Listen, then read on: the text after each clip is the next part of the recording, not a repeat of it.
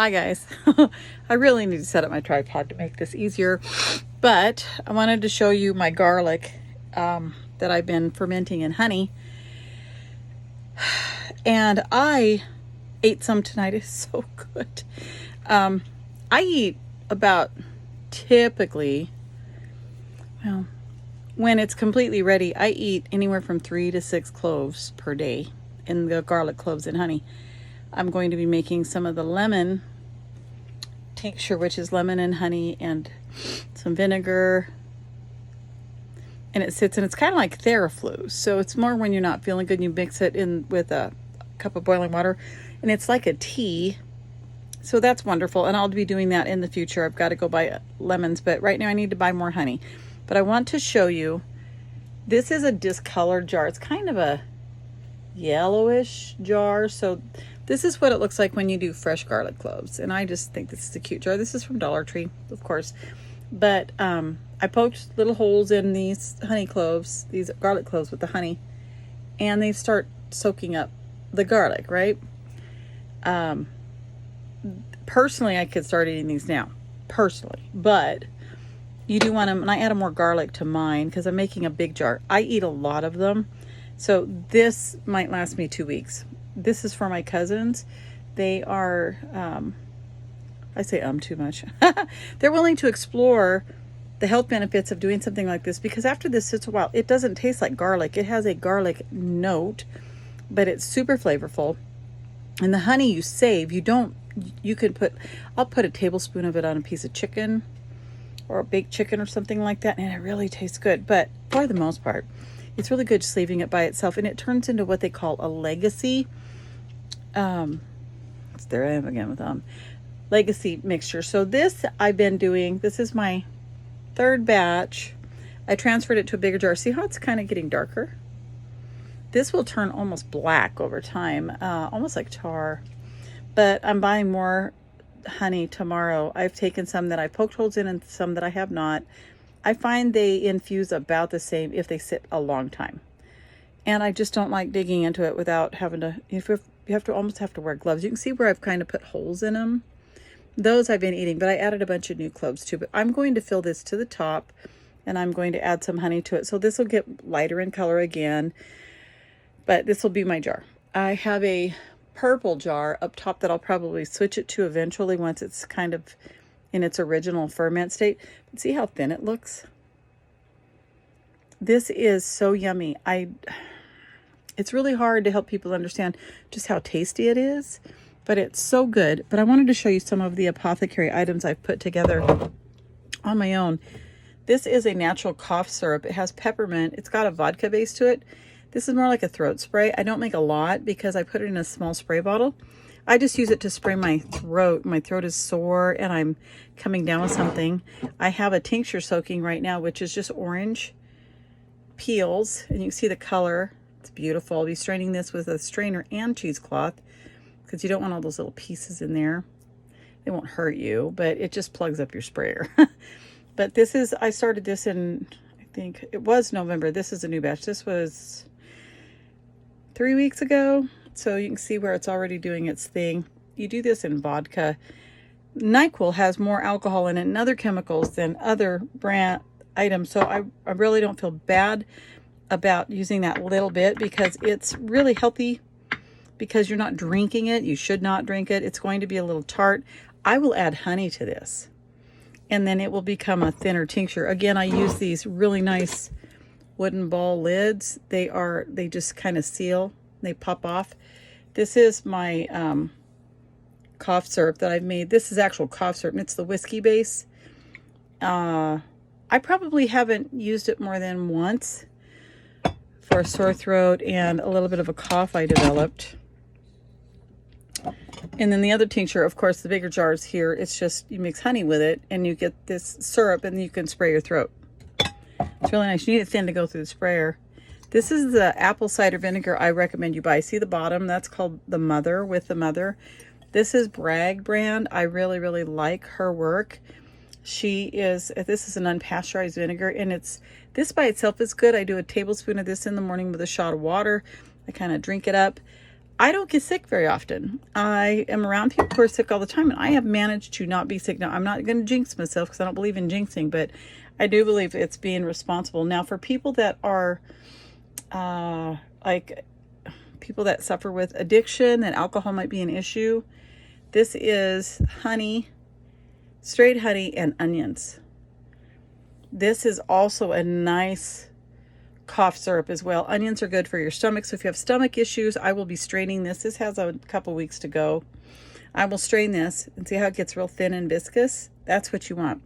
I will strain that into another jar, into one of my purple jars, because it's real important that you use amber or purple or blue cobalt, because you don't want light touching things like that. That way you'll have a nice healthy syrup that will, it's good for settling the stomach. It's also kind of a cough syrup. Honey is a natural soother for the throat anyway. It's very expensive, so there are ways to mix it with other items, and there are other properties in other foods that we have naturally that we do not take advantage of. So I promote wellness as much as possible, as naturally as possible.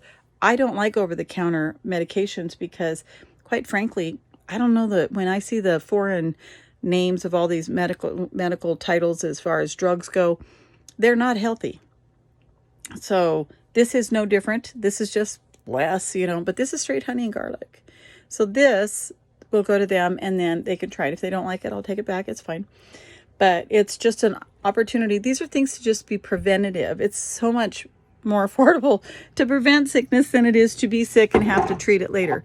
That's why I make a small jar. I don't need a lot, right? This was made with peppermint, honey, and a little bit of vodka. You use it to kind of, you dissolve the peppermints in water, and then you add the vodka, not much of it, and then, because the vodka is like the sanitizing agent, it'll clean everything up and kind of sanitize anything that's trying to infect. So I've been creating my own true apothecary. The tincture I made, which is made with orange, like this, is honey and orange and the vodka as well. And this, you do 3 to 6 drops a day. And you do it up to 3 times a day if you're fighting a virus. You don't do this all the time. This is just if you're fighting a virus. This is an orange tincture. And I just started this. My writing sucks right now because I wrote on the jar. I should have written the label out before I put it on the jar, obviously. My soap that I made when I went to Dirty Man Soap Company is turning out beautifully. I'll show you a bar. I wish I could get you to smell it over the phone, but look at this. Beautiful. It's got hops and pumice inside. I dusted the top of the pumice. Oops, sorry. Let's get in the light where it's better. This is the pumice on top and some lavender. Smells amazing. And this, instead of using oils like olive or other oils that are made in it, this was made with tallow, which, if you're not familiar, is a cleaned, strained version of animal fat. There are so many benefits to these things, and it's so important to really look at how you can affordably create a small apothecary that you can sustainably survive. You don't have to spend top dollar, and it helps to keep you healthier. Just prevention, of course, is it's all about prevention. But it's just one of those moments that I'm thinking like, man, this is growing. This apothecary is looking good. So I'm in the middle of cleaning out, of course, my upper cupboard, because I have some cookware I've never used that I had to buy for various reasons over the years, and I won't be needing them anymore. But this is my slaw that I made. This is a cold fermentation process. These are called pickle pipes. And the top piece, the reason it looks like it's kind of got a shallow spot with pieces floating around is because there's what they call a puck in there. It's a heavy glass that has a little handle on it that weighs the product down. You'll sometimes get a really thin layer of a white, it looks like a yeast growth, and that's okay. It's called chyme yeast. It's healthy. It's very similar to like a, almost like a SCOBY when you're making kombucha, except for this is not. This is just salt and distilled water. That's all that is. And you do it till it completely dissolves, and you make your ferment that way.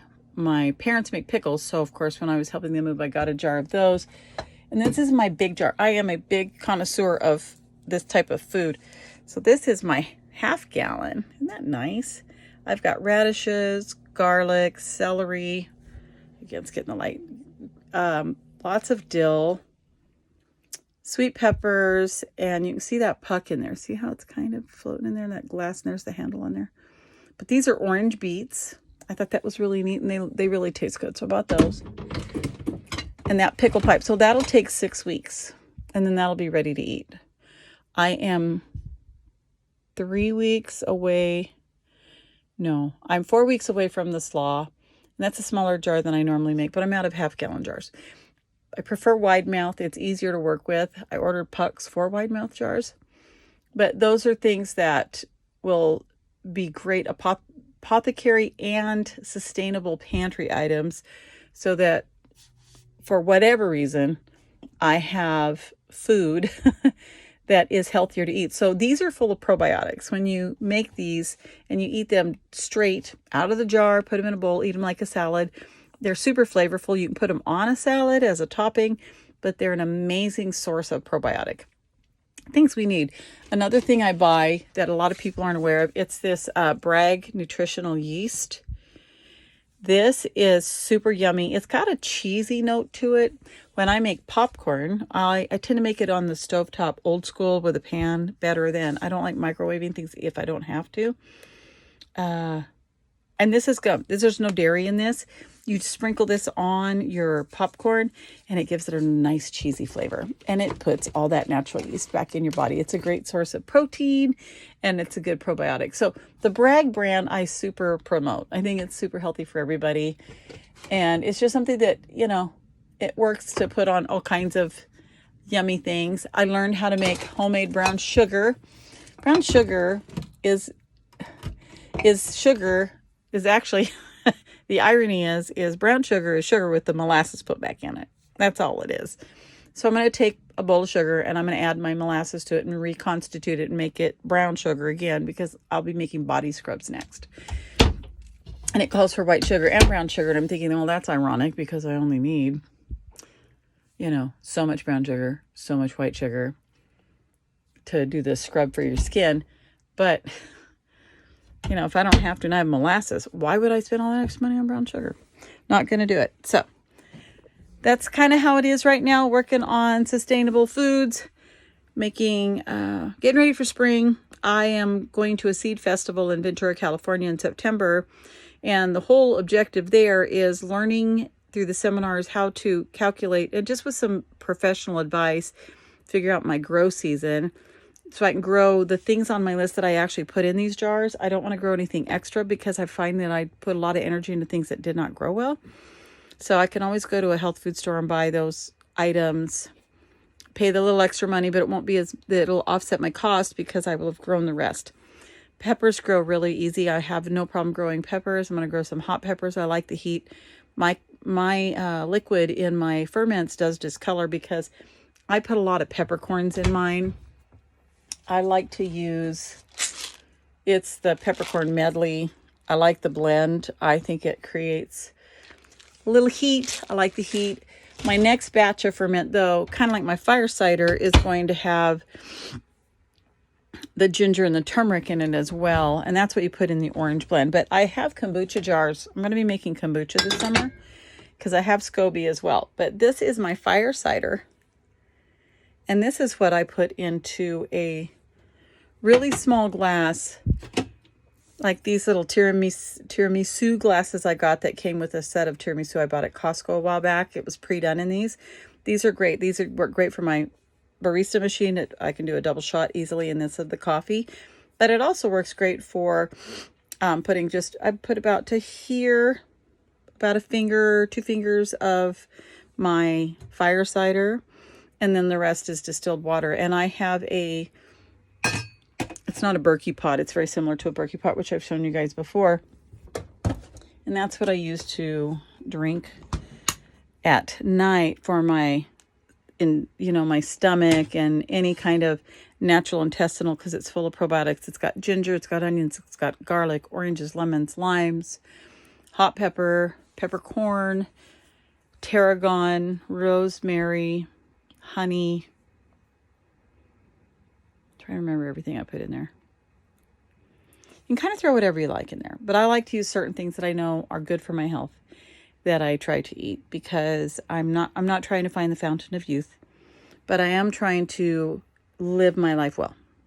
So doing that is by ingesting better food and natural foods as much as possible that don't involve a lot of cooking, microwaving, and I'm certainly avoiding processed food as much as possible. So got things to do tonight before I go to work tomorrow, but I just thought I would touch base and update everybody on that. This is healing beautifully.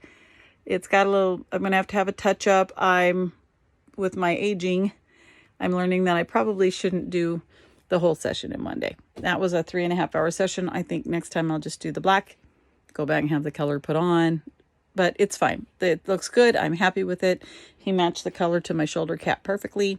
So I'll be able to, my sleeve will be done eventually. It might take a few years, but it'll look great when it's done.